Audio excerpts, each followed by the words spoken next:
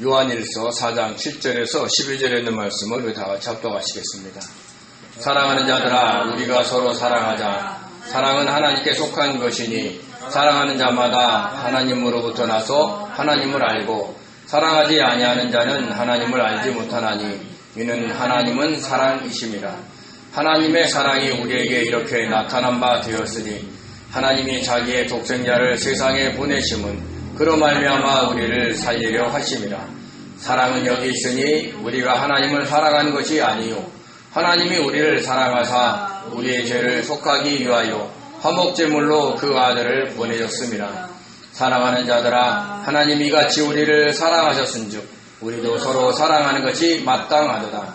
어느 때나 하나님을 본 사람이 없으되 만일 우리가 서로 사랑하면 하나님이 우리 안에 거하시고 그의 사랑이 우리 안에 온전히 이루어지느니라. 아멘. 기도합니다. 전능하신 하나님 감사드립니다. 하나님을 알게 하시고 또 하나님의 말씀을 이렇게 나누게 하심에 감사드립니다. 아버지께서 우리가 말씀을 나눌 때에 저를 비롯해서 모든 성도님들의 심령을 여시고 귀한 생명의 말씀이 심겨질 수 있게 도와주시고 말씀이 영이요 아버지 말씀이 생명이요 말씀이 힘으로 되어서 우리가 살아갈 수 있도록 도와주시옵소서. 감사드리며 예수님의 이름으로 기도드립니다. 아멘. 지금도 세상에서는 수많은 사건 사고가 발생하고 있습니다. 국가 간의 전쟁이 일어나기도 하고 또 한 국가 안에서 또 내란이 일어나기도 하고 경제적인 어려움에 시달리기도 합니다. 이 과정에서 많은 사람들이 죽거나 다치기도 하지요.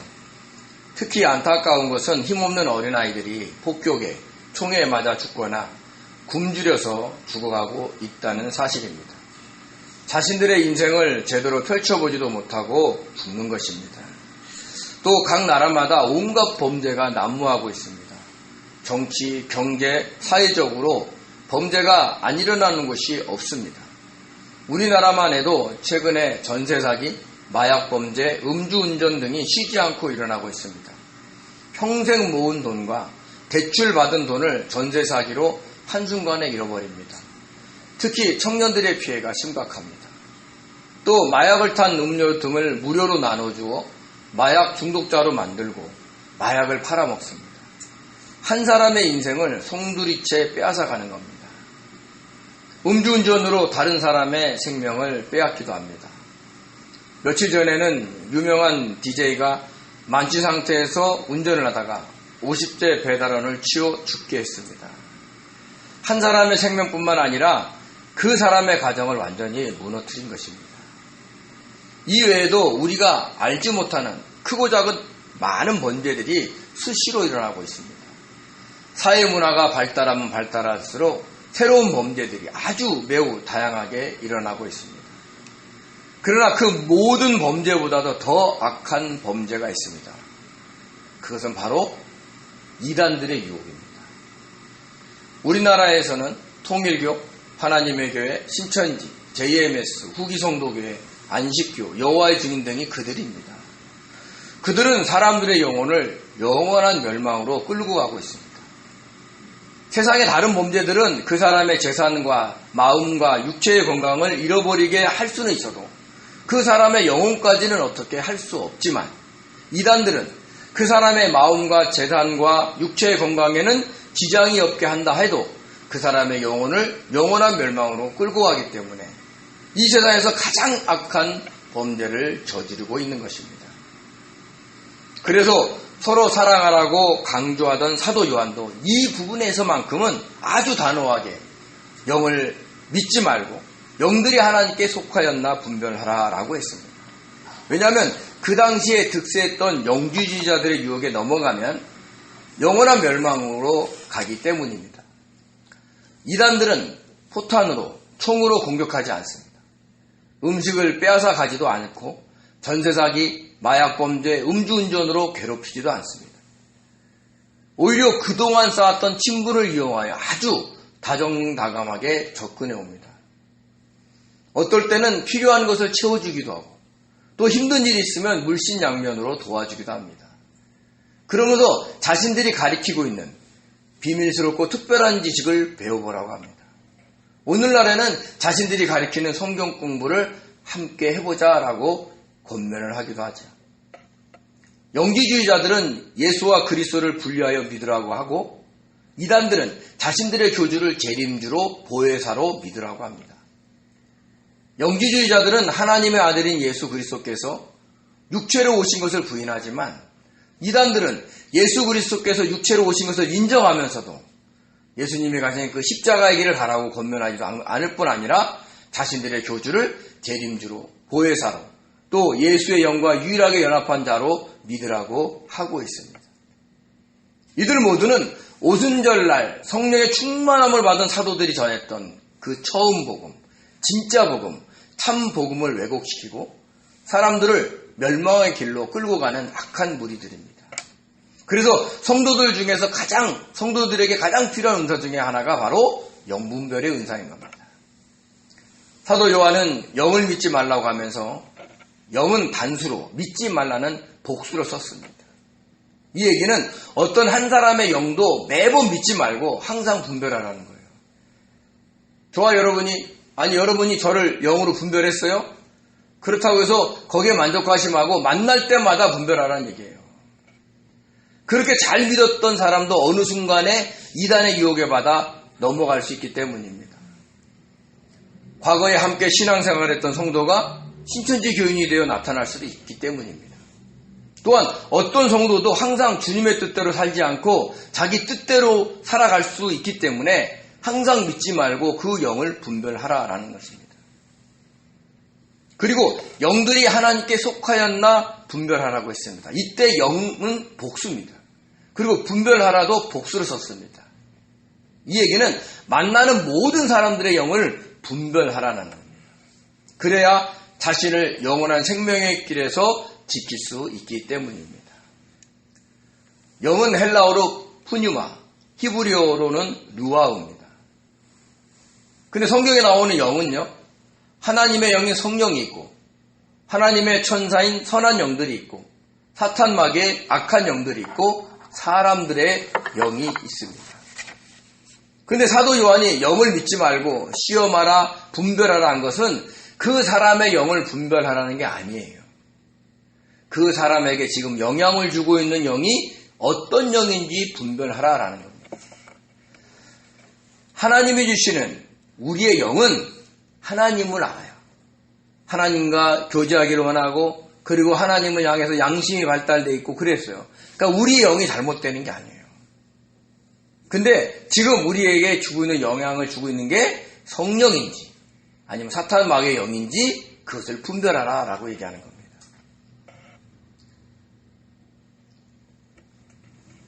그래서 사도 요한은 그것을 진리의 영, 미혹의 영이라고 구별을 했습니다.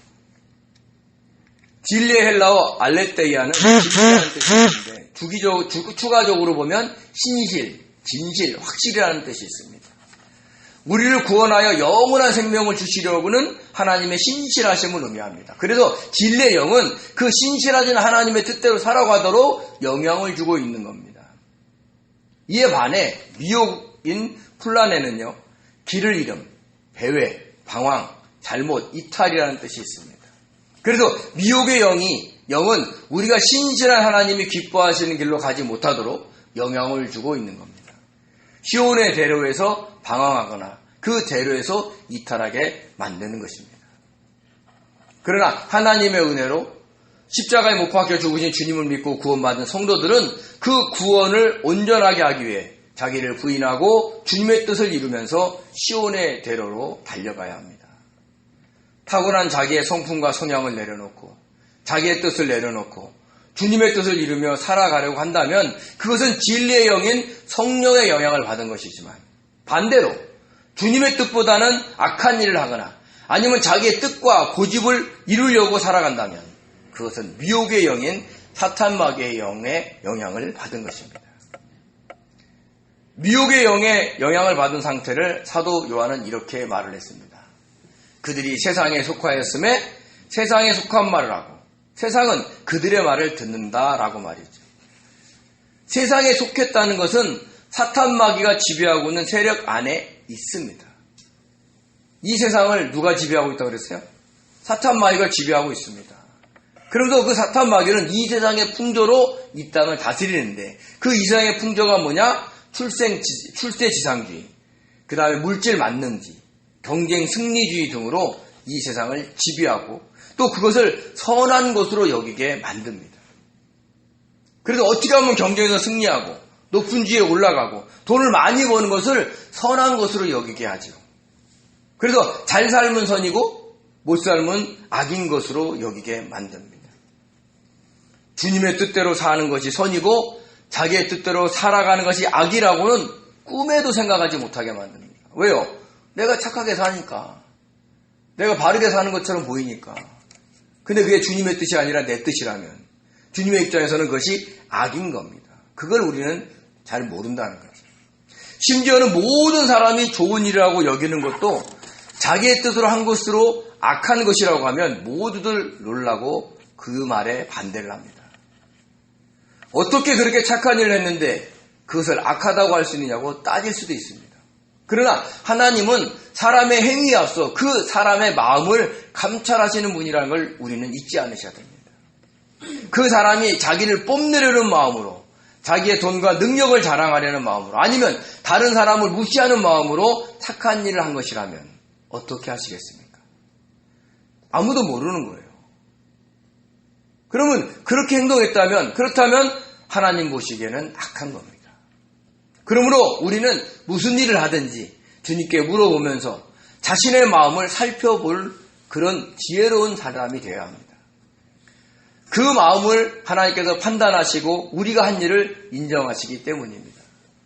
자신의 마음을 살펴봐서 하나님이 기뻐하지 않는 마음과 생각이 있다면 그것을 그대로 주님께 고백합니다. 주님, 내가 이런 마음으로 이 사람을 도우려고 합니다.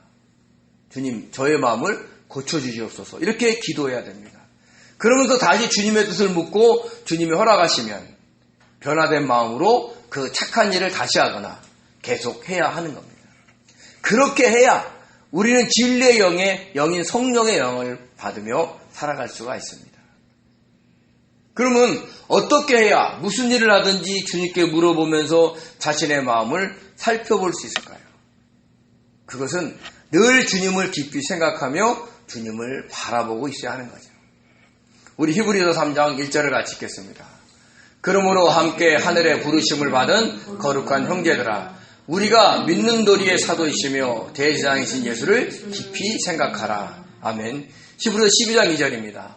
믿음의 주요 또 완전하게 하시는 이인 예수를 바라보자. 그는 그 앞에 있는 기쁨을 위하여 십자가를 참으사 부끄러움을 개의치 아니하시더니 하나님 보좌 우편에 앉으셨느니라. 아멘. 주님을 바라본다는 것은 우리가 하늘을 쳐다봐서 주님이 보인다는 게 아니라 주님을 깊게 생각한다는 것입니다. 주님을 깊게 생각하는 방법이 뭐냐? 그 중에 하나가 뭐냐면 모든 일 속에서 늘 주님과 마음으로 대화를 하는 겁니다. 누구를 만나 대화하든지 아니면 어떤 일을 하든지 속으로 주님과 계속해서 대화를 이어가려고 해야 됩니다. 주님, 이 말을 지금 남편에게, 아내에게, 자식에게 하는 것이 좋습니까? 물어보고 성령의 감동이 있으면 말하고 성령의 감동이 없으면 하지 않는 훈련을 해야 됩니다. 목사님, 어떻게 가까운 가족한테도 주님께 물어보고 대답합니까? 성질대로 얘기해야지. 이럴 수 있는 거예요. 근데 그렇게 그런 자기의 성질과 기질을 내려놓고 자꾸 주님께 주권을 드리면서 이런 무릎을 드려야 된다는 거죠. 그렇다고 꿀먹은 벙어리로 아무 말도 하지 말고 살아라 이런 얘기 안 해요. 평범한 일상의 얘기는 얼마든지 자연스럽게 대화를 하다가도 어떤 일에 대해서 설명을 하거나 물어보려고 할 때 충고나 권면을 해야 할 때 주님께 묻고 성령의 감동하심에 따라 말하는 훈련을 해야 한다라는 것입니다. 또 어떤 사람에 대해서 주님, 저 사람이 불쌍한데 도울까요? 물어보고 성령의 감동이 있으면 돕고 성령의 감동이 없으면 그 사람이 안쓰럽다 할지라도 돕지 않는 훈련도 해야 합니다.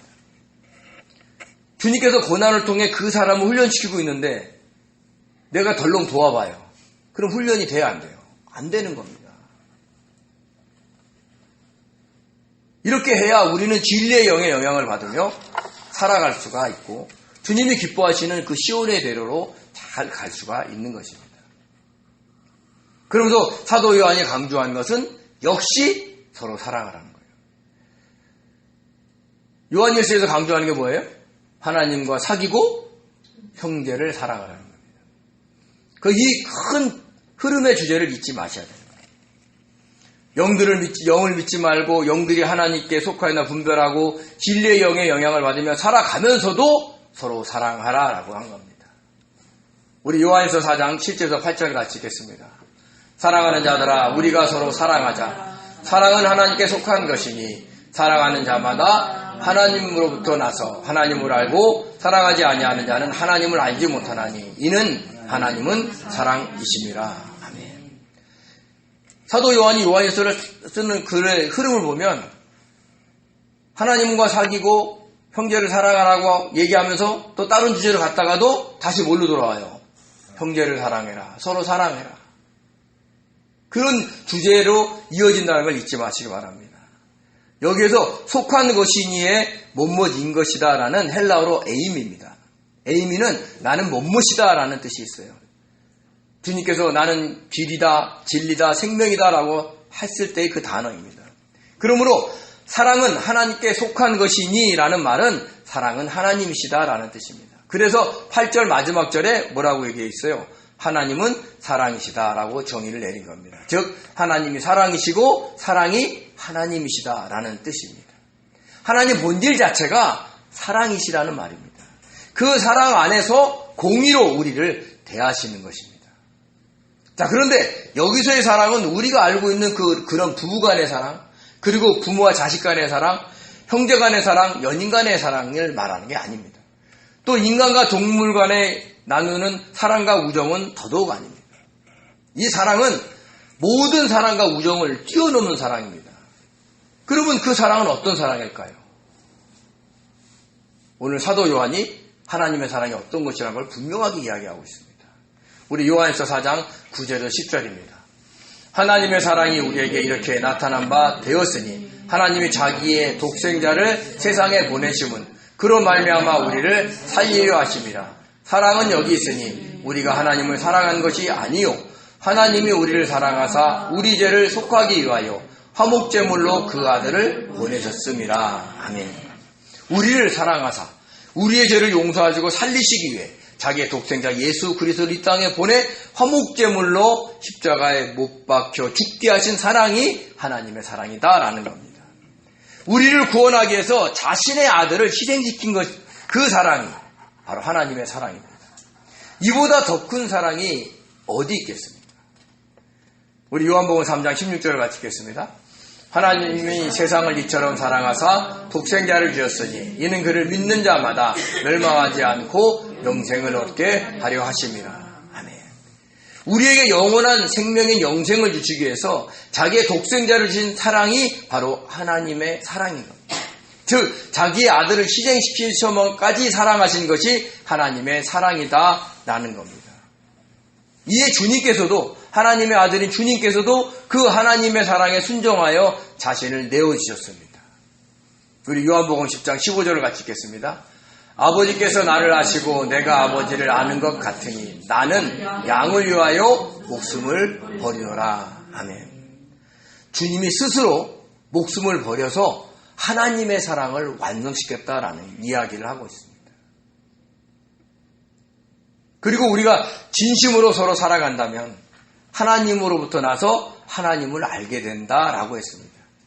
우리가 자신의 어떤 것을 희생시키며까지 서로 사랑한다면 자기의 아들을 내어주기까지 사랑을 베푸신 그 하나님을 알게 된다라는 뜻입니다. 이렇게 하나님의 아가페 사랑은 다른 사람을 위해 자기의 무언가를 희생시켜야만이 알 수 있는, 그래야지만이 이해할 수 있는 사랑인 것을 잊지 마시기 바랍니다. 이런 하나님의 마음을 조금이라도 이해할 수 있던 사람이 있습니다. 그게 누구냐면 바로 아브라함입니다. 그를 하나님께서 모리아산에서 아들 이삭을 바치라고 하셨을 때 그 말씀에 순종하면서 자신의 아들을 하나님께 내어드리려고 했어요. 하나님을 향한 자신의 사랑을 아들 이삭을 희생시키면서까지 하나님의 말씀에 순종하여 보여주려고 했던 겁니다. 그러자 하나님이 그 마음을 받으시고 이삭을 살려 다시 아브라함에게 주셨습니다.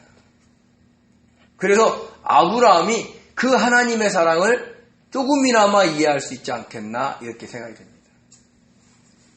만약에 저에게 너 나 사랑하냐? 네 아들 바쳐라. 그러면 자신이 없습니다. 솔직하게.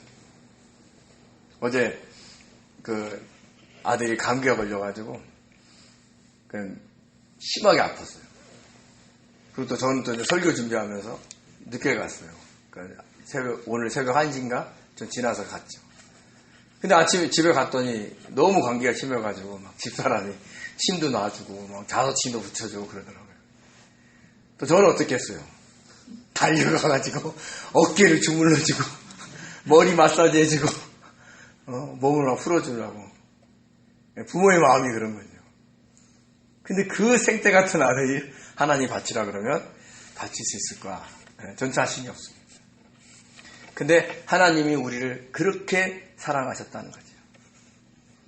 그럼 우리는 어떻게 사랑해야 할까요? 제가 지금 말씀드린 것처럼 하나님께서 아들을 내어주셨으니까 배우자가, 부모가, 자식이, 이웃과 형제가 필요하다고 요청하면 어떤 지정을 치더라도 다 도와주고 관심을 가져주면 될까요? 자식이 망하든 흥하든 무엇인지 다 도와주면 될까요? 만약에 진심으로 도와준다면 그렇게 해도 됩니다. 그러나 우리에게는 사탄 마귀가 심어놓은 그 선악과의 열매로 구성된 교만한 죄가 우리 안에 있다는 사실을 잊지 않아야 합니다.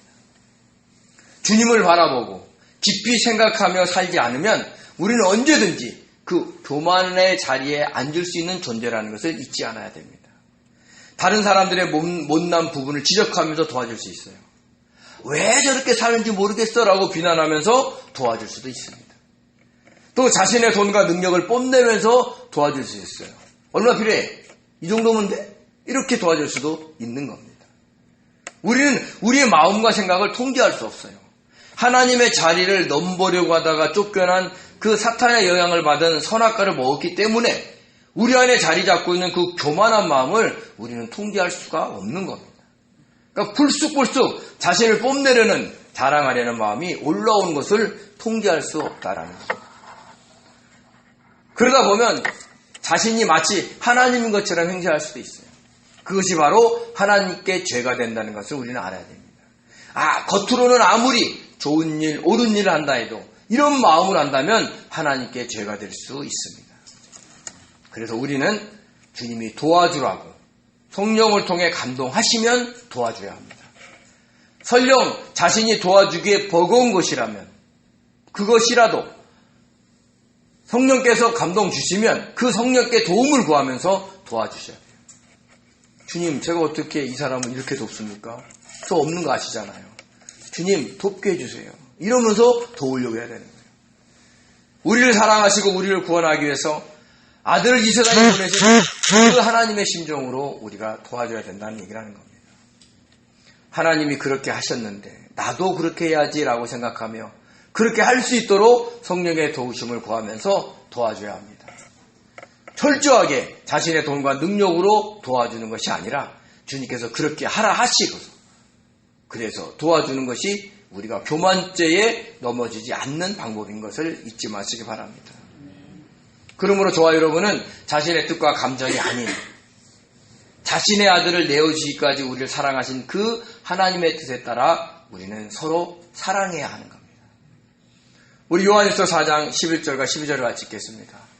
사랑하는 자들아 하나님이 이같이 우리를 사랑하셨은즉 우리도 서로 사랑하는 것이 마땅하도다. 어느 때나 하나님을 본 사람이 없으되 만일 우리가 서로 사랑하면 하나님이 우리 안에 거하시고 그의 사랑이 우리 안에 온전히 이루어지느니라. 아멘. 아멘.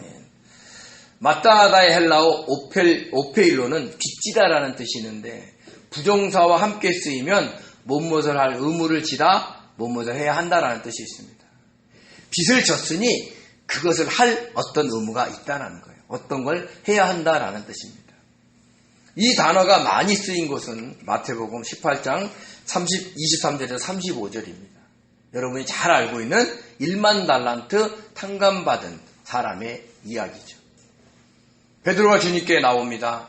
주여, 형제가 내게 죄를 범하면 몇 번이나 용서하여 주리까? 7번까지 하오리까? 라고 물었습니다. 당시뿐만 아니라 오늘날에도 7번이나 용서해 준다는 것은요, 정말 대단한 일입니다. 그런데 주님께서는 7번뿐만 아니라 7번을 70번까지 용서하라 라고 하면서 이 1만 달란트 탕감받은 사람의 이야기를 들려줍니다. 천국은 그 종들과 결산하려 하던 어떤 임금과 같다라고 했습니다. 결산할 때 1만 달란트 빈 종을 데려오며 임금이 그의 몸과 아내와 자식과 모든 소유를 팔아 갚으라고 하셨습니다. 그러자 그 종이 엎드려 절하면서 내게 참으소서 내가 다 갚으리다 라고 하자 임금이 그를 불쌍히 여겨서 그 빚을 탕감해 주었습니다. 그런데 그 종이 나가다가 자기에게 100데나리온 빚진 동료를 만났습니다. 그러자 그 동료의 목을 잡고 빚을 갚으라고 다그쳤습니다. 그 동료가 자신과 같이 똑같이 이렇게 얘기합니다. 나에게 참으소서 갚으리다. 그런데 그 사람은 그 동료를 옥에 가두었습니다. 자신은 1만 달란트나 탕감을 받고서 아주 작은 금액인 100데나리온을 탕감해 주지 않은 것입니다.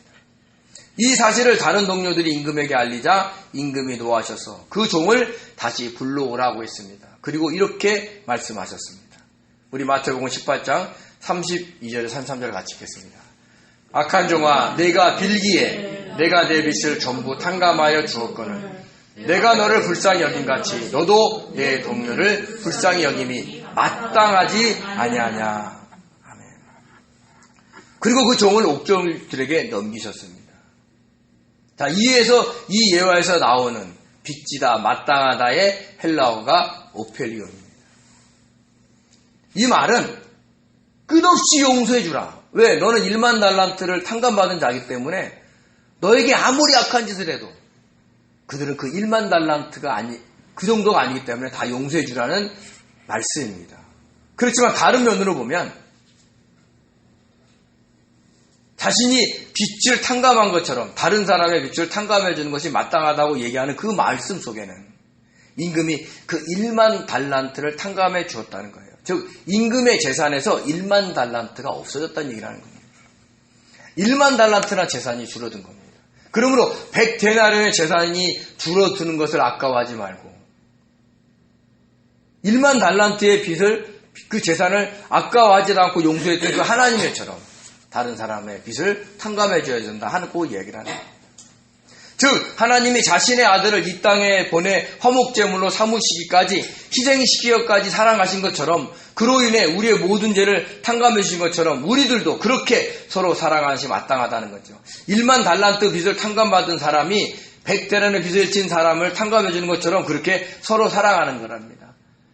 그러니까 너희들도 희생을 하면서 사랑하라는 거예요. 그러니까 이 말씀은 어떤 물질이나 시간이 희생되더라도 너는 사랑하는 것이 마땅하다라고 이야기를 하고 있는 겁니다. 그렇다고 우리가 대단해서 도와주며 사랑하는 것으로 여겨서는 안 됩니다. 우리가 받은 사랑이 너무 크기에 그 사랑에 감사해서 우리가 서로 도우며 사랑해야 하는 겁니다. 그러면 우리가 하나님을 직접 본 것이 없지만 하나님이 우리 안에 거하시고 하나님의 사랑이 우리 안에서 온전히 이루어진다라고 했습니다. 거하다의 헬라어 메노는 현재 능동태로 쓰였습니다. 이루어지다의 텔레이오는 완성하다, 수행하다, 이루다, 끝내다, 완전케 하다는데 완료 수동태로 쓰였습니다.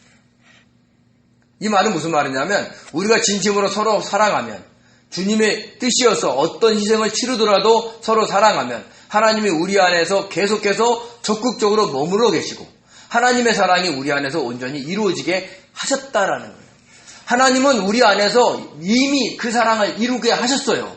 근데 이 사랑이 드러나려면 하나님은 우리 안에 현재적으로 계속 역사해 줘야 되는데 그렇게 역사해 주려면 어떻게 되느냐? 우리가 어떤 희생을 치르더라도 서로 사랑하려고 해야 된다는 거죠.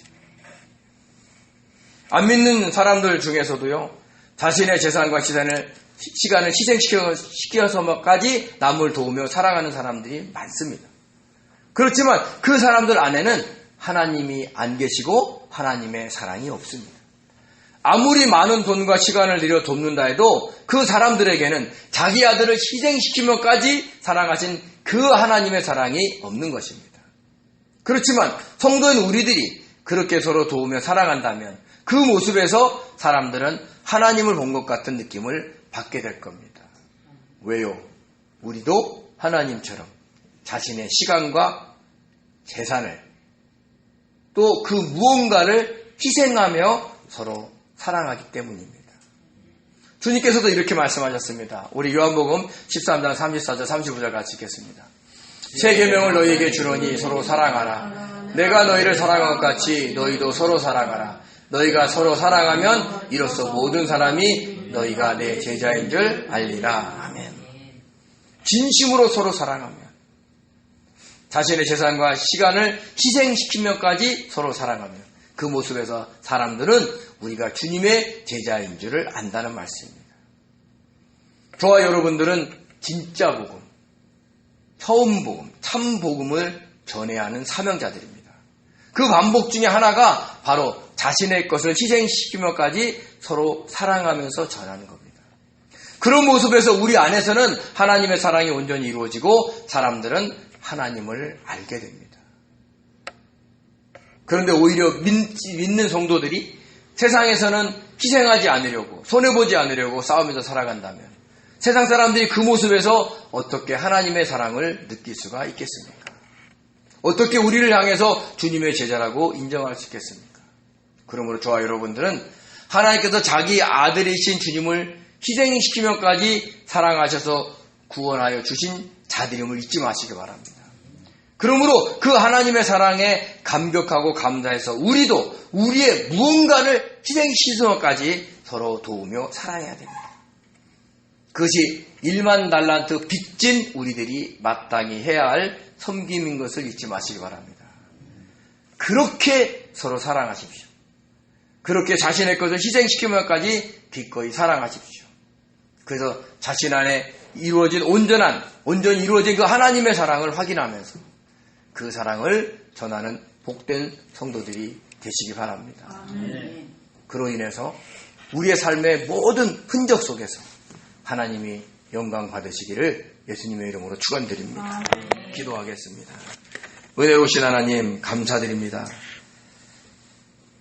주님은 하나님께서는 자기의 아들을 희생시켜까지 우리를 구원하시면서 사랑하셨는데 우리는 그 사랑을 받으면서 어떤 것을 희생하면서 우리는 가족과 이웃과 형제를 사랑하고 있습니까? 아무것도 희생하지 않고 사랑하려고 하지는 않습니까? 아버지, 우리가 희생할 것이 있습니다. 때로는 그것이 시간이요 재산이 될 수도 있고 또 자존심이요 체면이 될 수 있습니다. 그러나 그 모든 것들을 희생하면까지 우리가 주님의 말씀인 서로 사랑할 수 있는 사람들 될 수 있도록 도와주시옵소서. 오늘도 함께 하신 걸 믿고 감사하며 예수님의 이름으로 기도드립니다. 아멘.